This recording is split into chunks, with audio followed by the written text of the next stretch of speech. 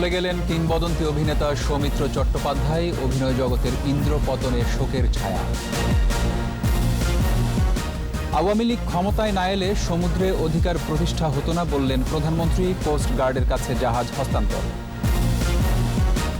শফিপন্থীদের ছাড়াই হেফাজতের সম্মেলন, বাবুনগরী আমির কাশেমি মহাসচিব।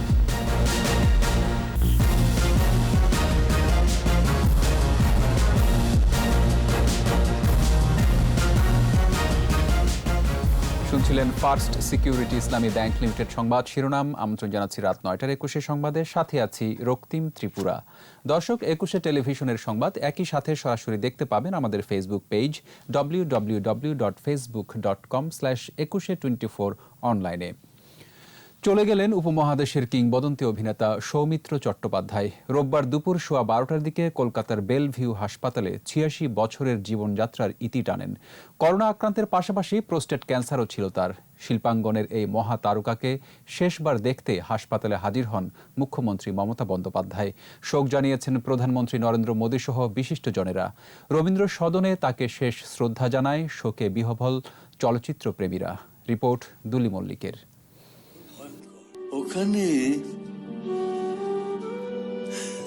থেমে গেল বাংলা চলচ্চিত্র জগতের এক মহাতারকার কর্মময় পথ চলা।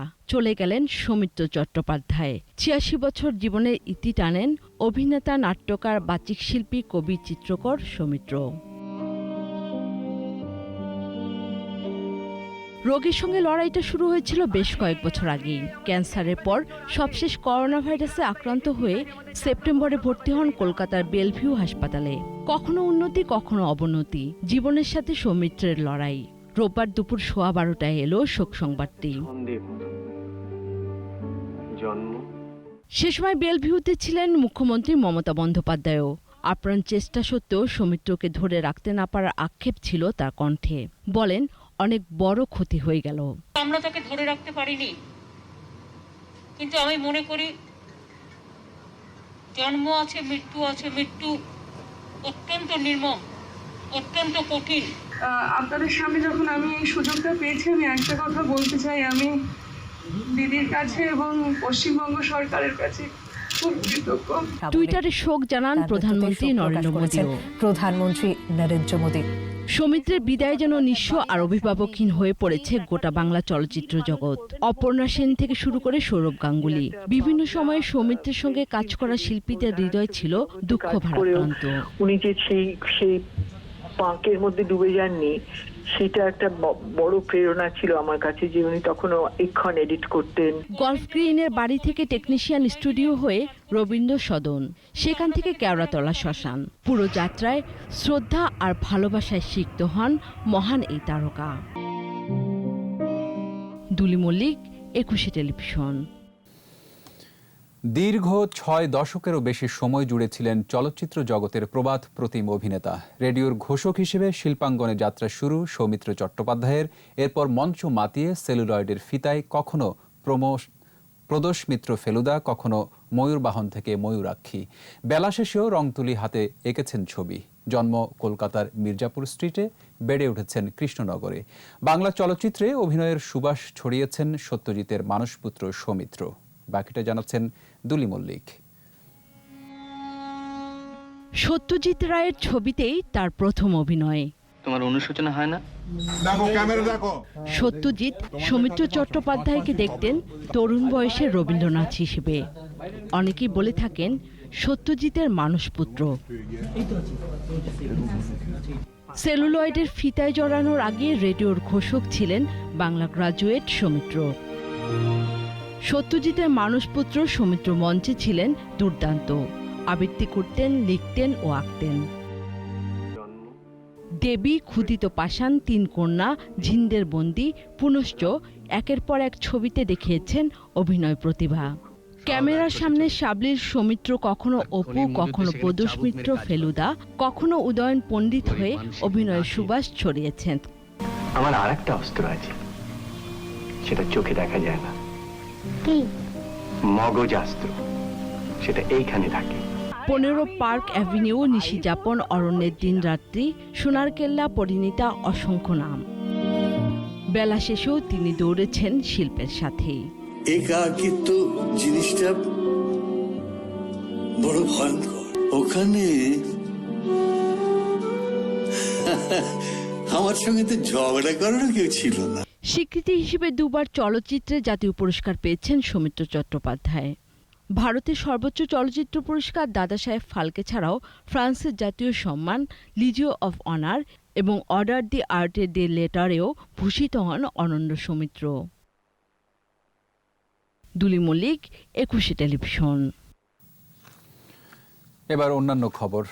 আওয়ামী লীগ ক্ষমতায় না এলে সমুদ্র সীমায় বাংলাদেশের অধিকার প্রতিষ্ঠা হতো না বলে মন্তব্য করেছেন প্রধানমন্ত্রী শেখ হাসিনা। ৭৫-এর পর রাষ্ট্র পরিচালনায় ছিল ক্ষমতা দখলকারীরা, তাই তারা জনগণের কল্যাণে কাজ করেনি বলেও উল্লেখ করেন প্রধানমন্ত্রী।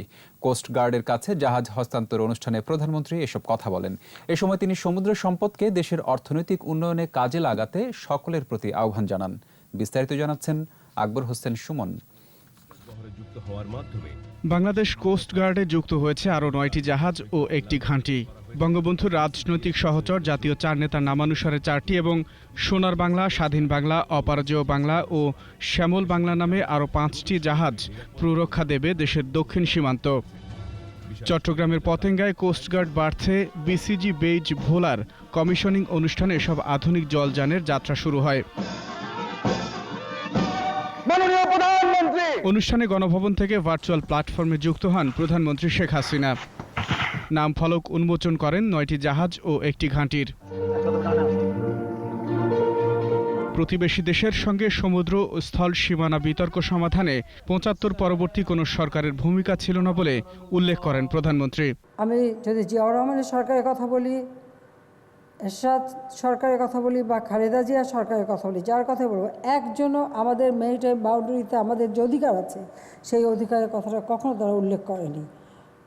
৭৪ সালে জাতির পিতা আইন করে যান, আর জাতিসংঘে আইন হয় ৮২ সালে, কিন্তু ৯৬ সালে সরকার এসেই আমরা এ ব্যাপারে আমাদের যথাযথ কার্যক্রম শুরু করি।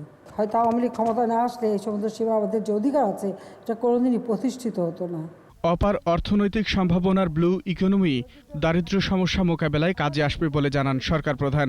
বন্ধুত্ব বজায় রেখেও আন্তর্জাতিক আদালতের রায় আমরা বিশাল সমুদ্র সীমা পেয়েছি, এবং সেইখান থেকে আমাদের অর্থনৈতিক উন্নয়নের জন্য ব্লু ইকোনমি আমরা ঘোষণা দিয়েছি।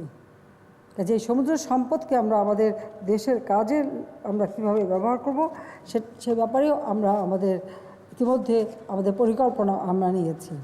উপকূল নিরাপদ রাখতে সততা, নিষ্ঠা ও পেশাগত দক্ষতায় দায়িত্ব পালন করতে কোস্টগার্ড সদস্যদের নির্দেশ দেন প্রধানমন্ত্রী। কোস্টগার্ডের সুনাম যেন সবসময় বজায় থাকে সেদিকে বিশেষভাবে দৃষ্টি দেবেন এবং এই বাহিনীর ধারাবাহিক অগ্রযাত্রা অব্যাহত রাখতে এবং আপনাদের সার্বিক কল্যাণে প্রয়োজনীয় সকল ধরনের সহায়তা আমাদের সরকার দিয়ে যাবে। করোনায় উন্নয়ন বাধাগ্রস্ত হলেও লক্ষ্য স্থির আছে উল্লেখ করে স্বাস্থ্যবিধি মেনে সকলকে সুরক্ষিত থাকার পরামর্শ দেন প্রধানমন্ত্রী। করোনা ভাইরাসের কারণে সেটা হয়তো একটু বাধাগ্রস্ত হয়েছে, কিন্তু আমাদের লক্ষ্য স্থির আছে। আকবর হোসেন সুমন, 21 টেলিভিশন, ঢাকা। টানটান উত্তেজনার মধ্য দিয়ে শেষ হলো হেফাজতে ইসলামী বাংলাদেশের সম্মেলন। সম্মেলনে সংগঠনটির নতুন আমির জুনায়েদ বাবু নগরী, মহাসচিব নির্বাচিত হয়েছেন নূর হোসাইন কাশেমি। এই সম্মেলনের মাধ্যমে সংগঠনটি জামায়াতে ইসলামের নিয়ন্ত্রণে যাচ্ছে বলে অভিযোগ করেছে প্রয়াত আমির আল্লামা শফির পরিবার। ইফরাজ নূরের ক্যামেরায় চট্টগ্রাম থেকে হাসান ফেরদৌসের রিপোর্ট, জানাচ্ছেন রত্না জামান। হেফাজতে ইসলাম বাংলাদেশের সম্মেলনকে ঘিরে চট্টগ্রামের হাটহাজারীতে ছিল টানটান উত্তেজনা। এমন পরিস্থিতিতেই সকালে শুরু হয় সম্মেলন। যোগ দেন 400 প্রতিনিধি। দুপুরে আনুষ্ঠানিকভাবে নতুন আমির ও মহাসচিবের নাম ঘোষণা করা হয়। সম্মেলন শেষে সংবাদ সম্মেলনে নানা দাবি তুলে ধরেন নবনির্বাচিত কমিটির নেতারা। মুসলমান নাম ব্যবহার করা তার জন্য অবৈধ, ইসলাম পরিবেশে ব্যবহার করা অবৈধ। ইসলামের পক্ষে কাজ করার জন্য, প্রয়োজনে রক্ত দেওয়ার জন্য যদি আপনাদেরকে ডাক দেওয়া হয়, এরকম আসবেন তো ইনশাআল্লাহ। এর আগে শনিবার সম্মেলন অনুষ্ঠানের বিরোধিতা করেছিলেন দলটির প্রয়াত আমির আল্লামা শফির অনুসারীরা। কওমি সংগঠন পরিকল্পিতভাবে জামাত শিবিরের বিএনপির হাতে তুলে দেওয়ার ষড়যন্ত্র করা হচ্ছে। আমরা হযরতের পরিবারের পক্ষ থেকে প্রতিবাদ ও তীব্র নিন্দা জানাচ্ছি। গত 18 সেপ্টেম্বর ঢাকায় চিকিৎসাধীন অবস্থায় মৃত্যুবরণ করেন হেফাজতে ইসলাম বাংলাদেশের প্রতিষ্ঠাতা আমির ও দারুল উলুম মইনুল ইসলাম মাদ্রাসার পরিচালক আল্লামা শাহ আহমদ শফি। তার মৃত্যুর পর থেকে দলের নেতৃত্ব নির্বাচন নিয়ে বিরোধে জড়িয়ে পড়েন নেতাকর্মীরা। রত্না জামান, 21 টেলিভিশন। এবার সোশ্যাল ইসলামী ব্যাংক লিমিটেড বাণিজ্য সংবাদ।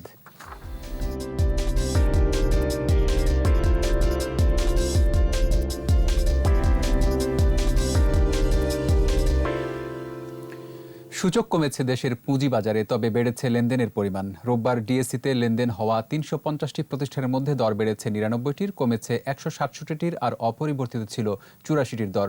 ডিএসইর প্রধান সূচক ডিএসই এক্স 37 পয়েন্ট কমে নেমে আসে 4,867 পয়েন্টে। দিন শেষে ডিএসইতে লেনদেনের পরিমাণ দাঁড়ায় 1,197 কোটি 72 লাখ টাকা। সূচক কমেছে সিএসইতেও। সিএসইতে লেনদেন হওয়া 263টি প্রতিষ্ঠানের মধ্যে দর বেড়েছে 77টির, কমেছে 126টির, আর বদলায়নি 60টির দাম। আর সিএসইতে লেনদেন হয়েছে 30 কোটি 97 লাখ টাকার শেয়ার ও মিউচুয়াল ফান্ড। খেলার খবর।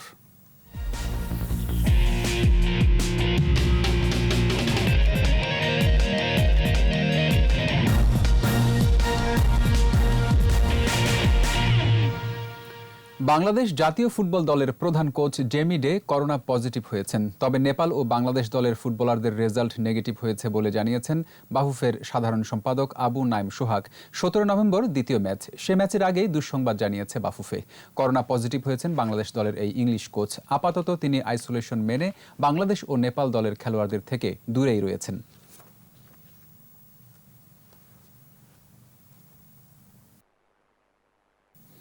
এরই সাথে শেষ করছি রাত 9টার 21 সংবাদ। যাবার আগে ফার্স্ট সিকিউরিটি ইসলামী ব্যাংক লিমিটেড সংবাদ শিরোনামগুলো আরও একবার।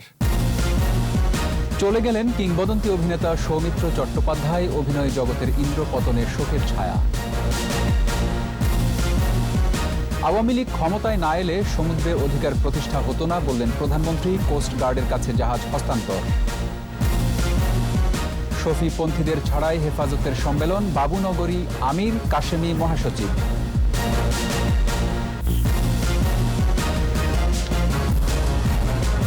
সর্বশেষ খবর জানতে ডায়াল করুন 2021 নম্বরে, আর ভিজিট করুন 21-tv.com ওয়েবসাইটে। এছাড়া ফেসবুকে লগ ইন করতে পারেন facebook.com/2124 অনলাইনে। এর পরের সংবাদ রাত 11টায় দেখার আমন্ত্রণ রইল। স্বাস্থ্যবিধি মেনে চলুন, সুস্থ থাকুন।